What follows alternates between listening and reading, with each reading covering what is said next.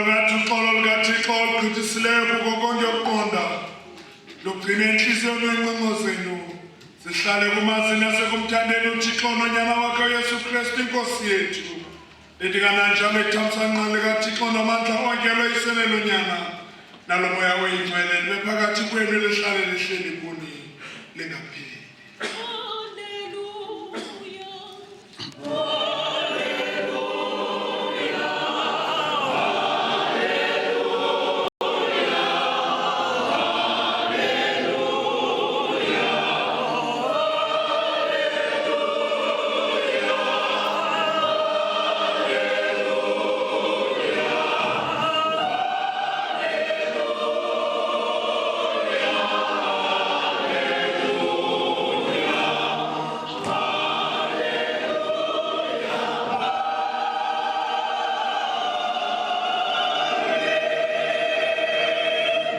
Amani ngoxolo Thixo xolo benana nisikele.